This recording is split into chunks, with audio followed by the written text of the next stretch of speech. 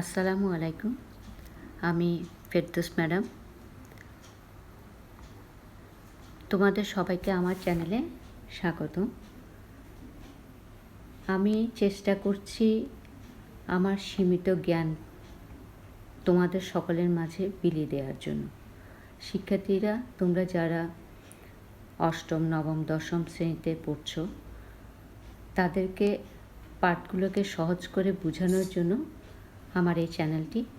আশা করি তোমরা আমার এই পাঠদানকে সফল করবে এবং তোমাদের যেসব জিজ্ঞাসা জানা সেই জিনিসগুলো যেন আমি সহজ করে তোমাদের মাঝে উপস্থাপন করতে পারি, সেজন্য তোমরা আমার সাথেই থাকবে। এবং আমার চ্যানেলটি যদি তোমরা সাবস্ক্রাইব করো, পাশে থাকা বেল আইকনে ক্লিক করো, অবশ্যই পরবর্তীতে আমার যেসব নতুন নতুন ভিডিওগুলো আপলোড হবে তোমরা সাথে সাথে পেয়ে যাবে। শিক্ষার্থীরা, আজকে আমি তোমাদের জন্য অষ্টম শ্রেণীর পরমাণু গঠন অধ্যায়টি নিয়ে আলোচনা করব। এই অধ্যায়টি গুরুত্ব মাহাত্ম্য অনেক বেশি, কেননা পরমাণুর গঠন ছাড়া আমরা একটা মুহূর্ত চলতে পারবো না, বুঝতে পারবো না। 9, 10, 11 পর্যন্ত যে যত উপরের লেভেল পর্যন্ত পড়তে যাও না কেন, যে পরমাণুর মডেলটা অবশ্যই আমাদের জানতে হবে। তার জন্য পরমাণুগুলো কীভাবে অবস্থান করছে, তাদের গঠন কী, সেগুলো সম্পর্কে আমাদের অবশ্যই জানতে হবে। আজকে আমি সে পরমাণুর গঠনটা নিয়ে তোমাদেরকে আলোচনা করছি। এর আগের ক্লাসেও আমি মোটামুটি পরমাণুর গঠন সম্পর্কে কিছুটা ব্রিফিং করেছিলাম। আজকে আর একটু অন্য টপিকস নিয়ে আলোচনা করব। আজকে আমরা যেসব টপিকসগুলো নিয়ে আলোচনা করব তাদের ভিতরে প্রধান বিষয়টি হচ্ছে ইলেকট্রন বিন্যাস। ইলেকট্রন বিন্যাস কী করে ঘটে এবং সেটি আয়নিত কিভাবে হয় এবং মৌলগুলো কিভাবে একে অপরের সাথে যৌগ গঠন করে এবং আইসোটোপ কী এবং তার আইসোটোপের ব্যবহারগুলো কোথায় কোথায় বহুলভাবে ব্যবহৃত হচ্ছে, সেগুলো নিয়ে আজকে আমি তোমাদের সামনে এসেছি। প্রথমে দেখো, আমি এখানে একটি পর্যায় সারণীর মডেল এনেছি। এখানে দেখো hydrogen, helium, lithium, beryllium, boron, carbon, nitrogen, oxygen, fluorine, neon, sodium, magnesium, aluminium, silicon, phosphorus, sulphur, chlorine, argon. এগুলো কিন্তু প্রত্যেকটি মৌল দেখো পর্যায়ক্রমে একে অপরের পরপর সাজানো আছে।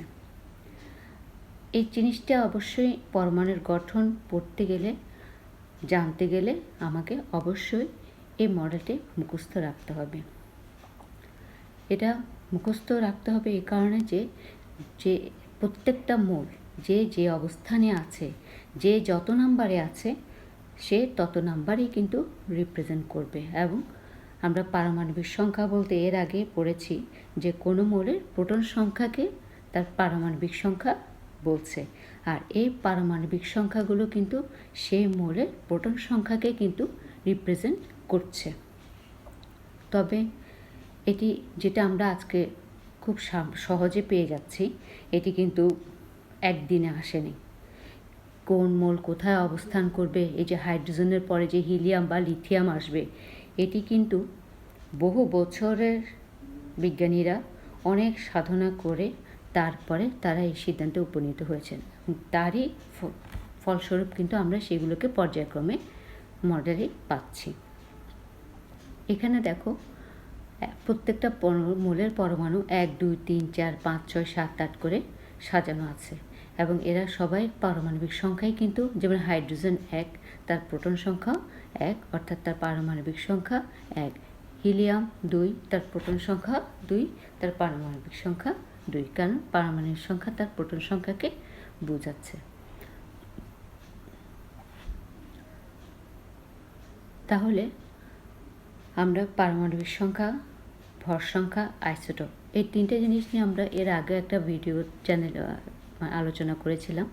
মোটামুটি সেখানে অনেক বিশদভাবে আলোচনা করেছি। তারপরেও আজকে আমরা আইসোটোপটা বোঝার জন্য পারমাণবিক সংখ্যা এবং ভর সংখ্যাটা নিয়ে একটু পুনরায় আলোচনা করছি। যে কোনো মৌলের মানে ধরো একটি কার্বন নিলাম, সে কার্বন মৌল, তার পারমাণবিক সংখ্যা 6। কেন তার পারমাণবিক সংখ্যা 6 বলতে আমরা কি বুঝি? কারণ আমরা জানি যে মৌলের ভিতরে এই কার্বন মৌলে 6টি প্রোটন বিদ্যমান, এবং এর আগে আরও জেনেছি, আমরা জানি যে পরমাণুগুলো, যে সেল, তার নিউক্লিয়াসে প্রোটন এবং নিউট্রন, যাকে আমরা নিউক্লিয়াস বলছি, তার চারপাশে কিন্তু কি ঘূর্ণায়মান থাকে? ইলেকট্রনগুলো ঘূর্ণায়মান থাকছে। আর সেই ইলেকট্রনগুলোকে আমরা যত সংখ্যক প্রোটন থাকে ঠিক তত সংখ্যকই ইলেকট্রন তার চারপাশে থাকবে। তবে নিউক্লিয়াস যে 4 ভর সংখ্যা আমরা পাই, সেখানে প্রোটন সংখ্যা এবং নিউট্রন সংখ্যা, যাকে আমরা নিউক্লিয়াস বলছি, সেটা হচ্ছে প্রোটন সংখ্যা এবং নিউট্রন সংখ্যার সমষ্টি। তাহলে আইসোটোপটা কি? প্রোটন সংখ্যা, ভর সংখ্যা দুটোর ভিতরে কিছুটা পার্থক্য অবশ্যই আছে, আর সে পার্থক্যটা কিন্তু আমরা দেখতে পাবো কোথায়? আইসোটোপে। কেন? কারণ আইসোটোপ হচ্ছে, আমরা জানি প্রত্যেকটা মৌলের পরমাণুতে সমান সংখ্যক প্রোটন ইলেকট্রন থাকছে, তবে নিউট্রন সংখ্যা এক এক মৌলের এক এক রকম, অর্থাৎ নিউট্রন সংখ্যা কখনো সমান নাও হতে পারে। এই নিউট্রন সংখ্যার ভিন্নতার কারণে আমরা যে মৌলগুলো পেয়ে থাকি, সেই মৌলগুলোকেই কিন্তু আমরা বলছি আইসোটোপ। তাহলে আইসোটোপ হচ্ছে বিভিন্ন মৌলের পরমাণুর যে প্রোটন সংখ্যা সমান কিন্তু তাদের ভর সংখ্যা ভিন্ন, তাদেরকে কিন্তু আমরা সেই মৌলের আইসোটোপগুলো নির্দেশ করছে। এবং দেখো, আমি একটু বলছি, যেমন এখানে আমি একটা ছবিতে দেখছি হাইড্রোজেনকে রিপ্রেজেন্ট করছে। হাইড্রোজেনের আইসোটোপ দেওয়া আছে এখানে 3টি। আমরা জানি হাইড্রোজেনের 7টি আইসোটোপ আছে, তার ভিতরে সাধারণত তোমাদের বইতে 3টিকে নিয়ে আলোচনা করেছে, সেজন্য 3টি জিনিস দেখছি। দেখো, এই যে হাইড্রোজেন, তার প্রথম হাইড্রোজেন, যাকে আমরা হাইড্রোজেন বলছি, এর পরেরটার নাম বলছি ডিউটেরিয়াম, এর পরের নাম হচ্ছে ট্রিটিয়াম, অর্থাৎ প্রোটিয়াম, ডিউটেরিয়াম, ট্রিটিয়াম। এখন যদি আমি এর প্রোটন এবং নিউট্রন এবং ইলেকট্রনের সংখ্যাগুলোর দিকে একটু তাকাই, দেখা যাচ্ছে প্রথম যে আছে সেই মৌলটিতে, হাইড্রোজেনের প্রথম মৌলটিতে প্রোটন সংখ্যা 1টি, ইলেকট্রন সংখ্যা 1টি, এবং নিউট্রন সংখ্যা সেখানে 0, কোনো নিউট্রন সেখানে নেই। তাহলে তার ভর সংখ্যা দাঁড়াচ্ছে 1, কারণ ভর সংখ্যা হচ্ছে প্রোটন এবং নিউট্রন সংখ্যার সমষ্টি। পরবর্তী ডিউটেরিয়ামে দেখছি আমি এখানে 1টি প্রোটন, 1টি ইলেকট্রন, কারণ প্রত্যেকটা মৌলে যত সংখ্যক প্রোটন ঠিক তত সংখ্যক ঋণাত্মক আধানযুক্ত ইলেকট্রন বিদ্যমান থাকে। এবং এখানে দেখা যাচ্ছে একটি নিউট্রন বিদ্যমান, কিন্তু এর প্রোটন সংখ্যা 1, নিউট্রন সংখ্যা 1, ইলেকট্রন সংখ্যা 1, কিন্তু ভর সংখ্যা ভিন্ন। তাহলে ভর সংখ্যা এখানে পাওয়া যাচ্ছে কত? 2। ঠিক একইভাবে আমি বলছি যে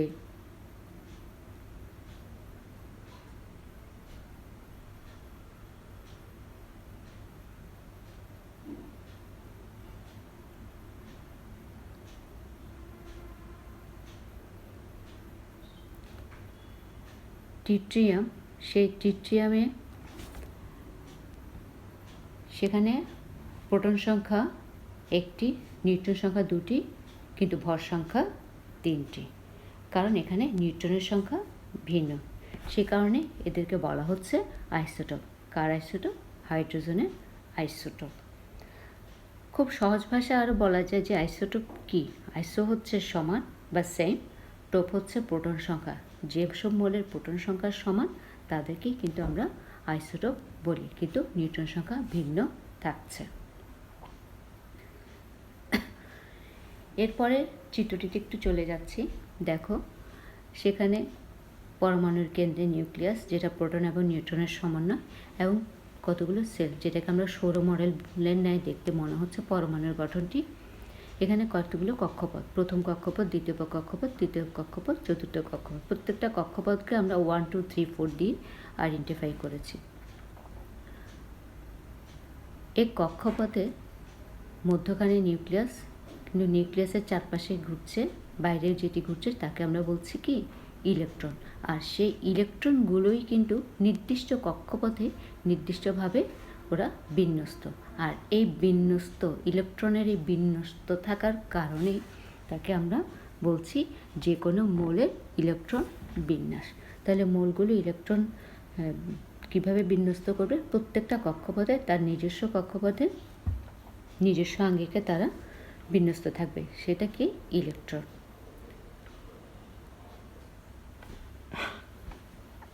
এখানে আমি দেখেছি হাইড্রোজেন, হিলিয়াম এবং লিথিয়ামের কথাই বলি। যেমন হাইড্রোজেন, যার প্রোটন সংখ্যা একটি, হিলিয়াম যার প্রোটন সংখ্যা দুটি বা পারমাণবিক সংখ্যা দুটি, লিথিয়াম যার পারমাণবিক সংখ্যা তিনটি। তাহলে দেখা যাচ্ছে যে প্রথম চিত্রে যে হাইড্রোজেনকে দেখছি সে প্রথম কক্ষপথে একটি ইলেকট্রন, পরবর্তী হিলিয়ামে দেখা যাচ্ছে দুটি ইলেকট্রন, লিথিয়ামে দেখা যাচ্ছে প্রথম কক্ষপথে দুটি ইলেকট্রন কিন্তু পরবর্তী কক্ষপথে একটি ইলেকট্রন বিদ্যমান। তাহলে এখান থেকে আমরা একটি নতুন জিনিস পাচ্ছি যে যখন কোনো মৌলের সর্বশেষ কক্ষপথ 2 অথবা 8টি ইলেকট্রন দ্বারা পূর্ণ থাকে তখন সেই মৌলটি কিন্তু স্থিতিশীল থাকে এবং সেটি নিষ্ক্রিয় হয়। তাহলে আমরা সেক্ষেত্রে সেই নিউক্লিয়াস হচ্ছে একটি আধান নিরপেক্ষ কণা, যার প্রোটন পজিটিভ নেগেটিভ মিলে একটি তড়িৎ নিরপেক্ষ হয় এবং সেক্ষেত্রে পরমাণুটি কিন্তু আধান নিরপেক্ষ হয়ে থাকে যখন প্রোটন এবং নিউট্রনের সংখ্যা সমান থাকে।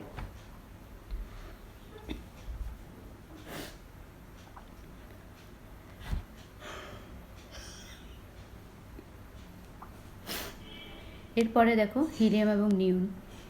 হিলিয়ামের সর্বশেষ কক্ষপথে দুটি ইলেকট্রন পূর্ণ আছে এবং নিয়নের সর্বশেষ কক্ষপথে 8টি ইলেকট্রন দ্বারা পূর্ণ আছে। এখানে কিন্তু অবশিষ্ট কিছু নেই। আমরা জানি হিলিয়ামের পারমাণবিক সংখ্যা 2, তারপরে নিয়নের পারমাণবিক সংখ্যা 10। প্রথম কক্ষপথে 2টি, তার পরবর্তী কক্ষপথে 8টি দিয়ে কিন্তু সে তার কক্ষপথ পূর্ণ করে ফেলেছে। তাহলে সেখানে আর কোনো একটি অবশিষ্ট নেই। তাহলে সেখান থেকে আমরা বলতে পারি যে যখন কোনো মৌলের ইলেকট্রন বিন্যাসের সর্বশেষ কক্ষপথে 8টি ইলেকট্রন থাকে তখন তাকে বলে অষ্টক, এবং সে যখন অষ্টক পূর্ণ করে ফেলে তখনই কিন্তু সে পরমাণুটি স্থিতিশীল এবং নিষ্ক্রিয় অবস্থায় থেকে থাকে।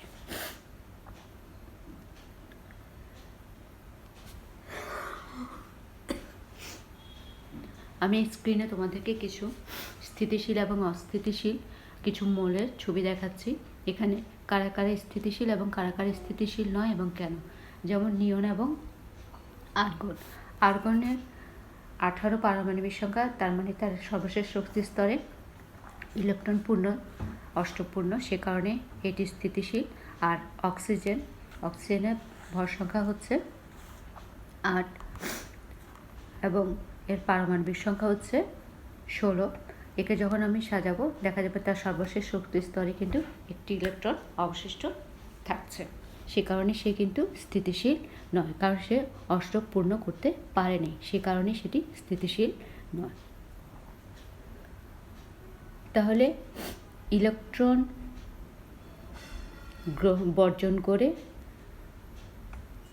সেটি কি হচ্ছে, ক্যাটায়ন এবং অ্যানায়নে পরিণত হয়। সেটি কিভাবে, এখানে একটি ছবি দেখাচ্ছি আমি। যেমন সোডিয়াম এবং ফ্লোরিনের একটি কাঠামো দেখা যাচ্ছে। সেখানে একটি সোডিয়াম তার সর্বশেষ শক্তি স্তরে একটি ইলেকট্রন আর একটি ফ্লোরিন তার সর্বশেষ শক্তি স্তরে একটি ইলেকট্রন। এখন সোডিয়ামের পারমাণবিক সংখ্যা 11, সে সর্বশেষ শক্তি স্তরে একটি ইলেকট্রন অবশিষ্ট থাকছে।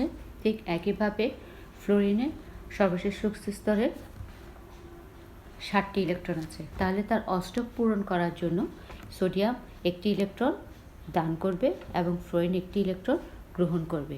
এই যে ইলেকট্রন দান এবং গ্রহণ করে তারা ক্যাটায়ন এবং অ্যানায়নে পরিণত হচ্ছে এবং ওরা একটি আকর্ষণ শক্তি লাভ করছে।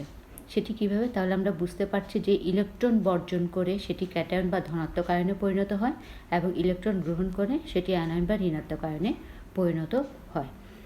এখন এখানে কিছু ক্যাটায়ন এবং অ্যানায়নের মৌল দেখানো হয়েছে, যেমন ম্যাগনেসিয়াম ক্যাটায়ন, তার সর্বশেষ শক্তি স্তরে 2টি ইলেকট্রন বিদ্যমান থাকে, সোডিয়ামের 1টি, অ্যালুমিনিয়ামের 3টি। ঠিক অ্যানায়ন আছে, যেহেতু ঋণাত্মক আধান সেহেতু অক্সিজেনের 2টি, নাইট্রোজেন 3টি থাকছে, সালফার 2টি, ফ্লোরিনে 1টি বিদ্যমান। এরা হচ্ছে ক্যাটায়নযুক্ত মৌল এবং অ্যানায়নযুক্ত মৌল। এবং আমি বলেছি এই ক্যাটায়ন এবং অ্যানায়নের মাধ্যমেই কিন্তু একটি যৌগ ইলেকট্রন বিন্যাসের মাধ্যমে তারা যৌগ গঠন করে। সেই যৌগ গঠন করার যে চিত্রটি, যেমন সোডিয়াম একটি ইলেকট্রন দান করেছে, সেই ইলেকট্রনটি কে গ্রহণ করেছে? ফ্লোরিন গ্রহণ করে সে অ্যানায়ন হয়েছে। তখনই আমরা সোডিয়াম ফ্লোরাইড একটি যৌগ গঠন করতে পেরেছে। ঠিক একইভাবে আমি একে যদি আর একটু বিস্তারিত আলোচনায় বলি, যেমন ম্যাগনেসিয়ামের পারমাণবিক সংখ্যা 12 এবং অক্সিজেনের পারমাণবিক সংখ্যা 8। তাহলে এই ম্যাগনেসিয়াম এবং অক্সিজেন কি করে একটি যৌগ গঠন করবে? আমরা ম্যাগনেসিয়ামের যৌগ ইলেকট্রন বিন্যাস যদি পর্যবেক্ষণ করি, তখন দেখা যায় সেখানে ম্যাগনেসিয়াম 2 আর 2, অক্সিজেনের ইলেকট্রন বিন্যাসে 2 এবং 6। তাহলে দেখো ম্যাগনেসিয়ামের সর্বশেষ স্তরে 2টি এবং অক্সিজেনের সর্বশেষ শক্তি স্তরে 6টি ইলেকট্রন বিদ্যমান। আমাদের পরমাণুকে স্থিতিশীল অবস্থা আনতে গেলে আমাকে হয় অষ্টক নিয়ম মেনে চলতে হবে। তাহলে অষ্টক নিয়ম মেলতে গেলে পরমাণুর সর্বশেষ শক্তি স্তরে আমাকে অবশ্যই 8টি ইলেকট্রন থাকতে হবে। সেই 8টি ইলেকট্রন করার জন্য আমাকে ম্যাগনেসিয়াম 2টি ইলেকট্রন কী করবে? ত্যাগ করে দিবে, বর্জন করে দিবে। ঠিক ওই 2টি ইলেকট্রন অক্সিজেন গ্রহণ করবে। সে কারণে ম্যাগনেসিয়াম +2 এবং অক্সিজেন -2, এভাবে তারা একটা যৌগ গঠন করবে এবং এরা একে অপরকে আকর্ষণ বল করবে এবং তখনই তারা যৌগ গঠন করে কাজ করবে। তো যাই হোক ভিউয়ার্স, আশা করি আমি চেষ্টা করছি তোমাদেরকে পরমাণুর গঠন সম্পর্কে যথাযথ জ্ঞান দেওয়ার জন্য। এরপরও যদি কিছু জানার থাকে অবশ্যই আমাকে তোমাদের কমেন্ট বক্সে আমাকে জানাবে। ভালো থেকো, ধন্যবাদ।